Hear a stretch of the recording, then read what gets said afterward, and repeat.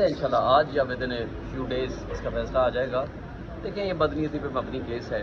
एक बंदे को उठाया गया, उसको 4-5 महीने वो जेल में रहा, एंटी करप्शन का केस था, उसके साथ डील हुई कि जी तू ये पटिशन करेगा।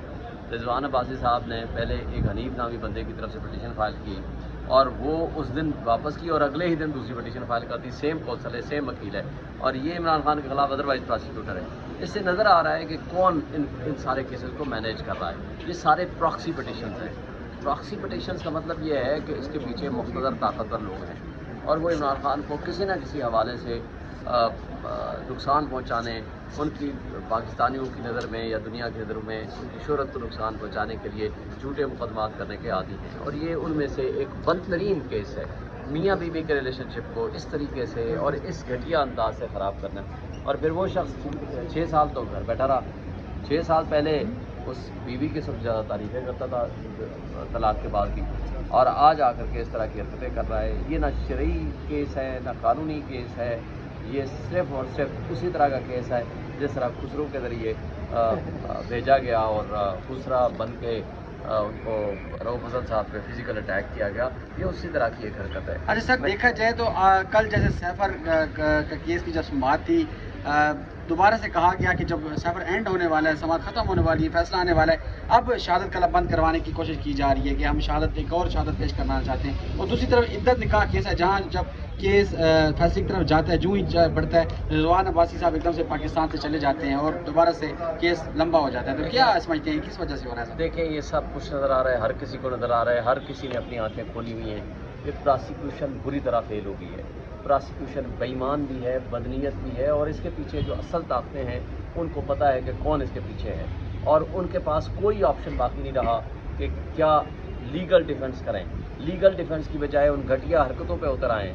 अब आपने देखा, अल्लाह ने उनको सुरखरूख किया, परसों उन्होंने मान लिया, हाँ जी उसमें वतन में ये लिखा हुआ है कि इमरान खान की हुकूमत गिरा दो वरना नताज भुगतने के लिए तैयार हो जाओ। यही तो सारा डिस्प्यूट था। और वो जो कठपुतली जो अपने आप को खानदान गुलामा शहबाज वगैरह वो बैठे हुए हैं बेईमान लोगों को। यानी पाकिस्तान की एस्टैब्लिशमेंट इस हद तक अपने आप को एक्सपोज कर चुकी है कि उन कठपुतलियों को हमारे ऊपर मुसल्लत किया हुआ है कि जो अपने आप को धिकारी कहते हुए शर्म महसूस नहीं करते। और इसी तरह ये भी उसी तरह का एक मुकदमा है। क्यों नहीं आते आप ये प्रोसिक्यूटर? अच्छा, उन जजेस को शर्म आनी चाहिए कि जिन जजेस ने जेल में बैठ के हमारा हक के दिफा ख़त्म किया और हमें सज़ा दे दी। हमें कहा जी एक वकील नहीं आया आज एक दिन के लिए, और प्रोसिक्यूशन में से उठा करके वकील बना दिया, इमरान खान का डिफेंस काउंसिल बना दिया।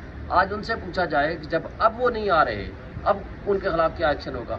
हमारे में से अगर एक वकील एक दिन बीमार था या उनका ऑपरेशन था, वो नहीं आ सका, तो कह दिया नहीं जी कल सुबह आएँ और आकर के कोई और बंदा डिफेंस काउंसिल बन गया।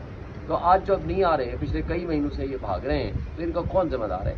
अफसोस से कहना पड़ता है कि अगर जुडिशरी इंडिपेंडेंट हो जाए, इदारे इंडिपेंडेंट हो जाएं, प्रोसिक्यूशन इंडिपेंडेंट हो जाए, तो फिर कानून और इंसाफ के निज़ाम के रास्ते में जो इस्टेब्लिशमेंट और हमारी इंटेलिजेंस एजेंसीज रुकावटें पैदा करती हैं वो ख़त्म हो जाएं, तो हमारा मुल्क बहुत तरक्की करेगा। अब मुझे बता दो, हाई कोर्ट में तमाम अदालतों ने लिख के दिया है कि जनाब हमारे इंटेलिजेंस एजेंसी हमारे रास्ते में रुकावटें पैदा करती हैं। इसके बावजूद आज अहमद फराद को उठाया हुआ है, रऊफ हसन ने बात की तो उसके ऊपर अटैक कर दिया।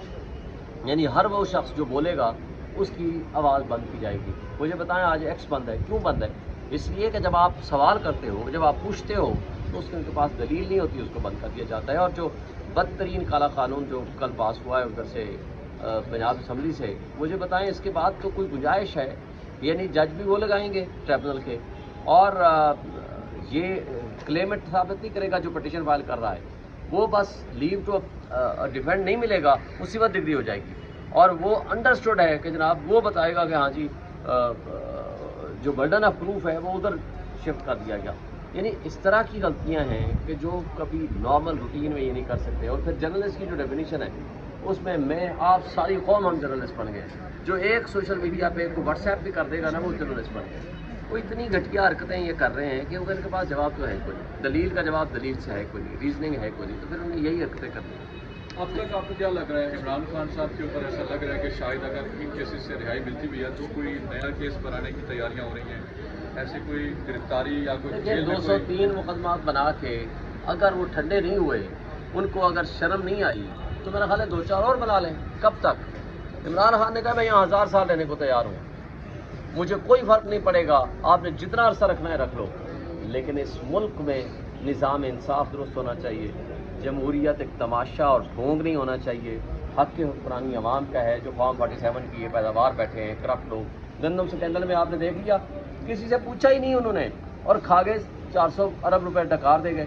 اور دبئی لیگز میں نیب کو اور گندم سکینڈل میں گھس جانا چاہیے تھا، ان کے پاس ٹائم ہی نہیں، ان کے پاس صرف ایک ٹائم ہے کہ کسی طریقے سے عمران خان کے خلاف چوتھا، پانچواں، چھٹا مقدمہ بنایا جائے۔ اس کے علاوہ ان کے تمام ادارے باندی بن کے مقتدر طبقوں کے سامنے کھڑے ہو گئے۔